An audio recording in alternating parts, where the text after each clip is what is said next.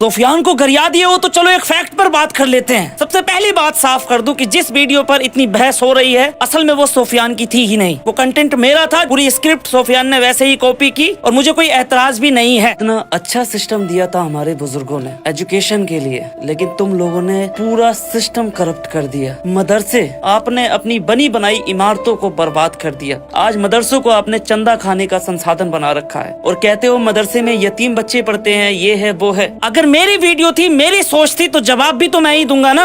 आप कहते हैं कि हमारी बेटियां मुर्तद हो रही हैं। अच्छा, कभी ये सोचा है कि ऐसा क्यों हो रहा है? जब हमारी बेटियां पढ़ने के लिए दूसरों के संस्थानों में जाती हैं तो जाहिर सी बात है कि वहाँ के माहौल, वहाँ के कल्चर, वहाँ की सोच का असर उन पर पड़ता है। अगर हमारी कौम के पास अपने मजबूत आधुनिक उच्च स्तर के शिक्षण संस्थान होते, इदारे होते जहाँ दीन भी हो, दुनिया का इल्म भी हो, तो ये समस्या काफी हद तक हल हो गई होती। लेकिन हम तो कोसते हैं कि लड़कियां मुर्तद हो गई, ये हो गया वो हो गया। एक और सवाल, क्या इल्म सिर्फ कुरान और हदीस तक सीमित है? अगर ऐसा होता तो अल्लाह पाक कुरान में बार बार इंसानों से ये नहीं कहता कि गौर और फिक्र करो। हमने आयतें खोल खोल कर बयान कर दी। कुरान ने इंसान की पैदाइश और माँ के पेट में बच्चे की जिंदगी का जिक्र किया। बाद में साइंस ने उसी पर रिसर्च करके कई बातों की पुष्टि की कि हाँ ये सच है। यानी मुसलमानों को सिर्फ पढ़ना नहीं बल्कि समझना, सोचना और खोज करना भी सिखाया गया। मुसलमान कुरान पर ईमान रखते हैं पर दूसरे लोग नहीं रखते। वो कैसे ईमान रखेंगे? वो ऐसे ही रखेंगे जब वो कुरान की लिखी हुई बातों पर रिसर्च करेंगे और उसको सच पाएंगे। एक और हदीस में जिक्र मिलता है कि इल्म हासिल करो चाहे आपको चीन तक जाना पड़े। इसकी वजह यह है कि चीन अरब से बहुत दूर है और उस समय चीन में नई नई चीजें सीखी जा रही थी, यहाँ तक कि कागज का आविष्कार भी हो गया था। अगर मैं या आज के युवा आवाज नहीं उठाएंगे तो कौन उठाएगा? ऐसे ही तमाशा देखते रहो और सवाल मत करो। अरे भाई, आरएसएस ने हजारों टॉप क्लास स्कूल बना दिए ताकि अपनी संस्कृति को बचा सके।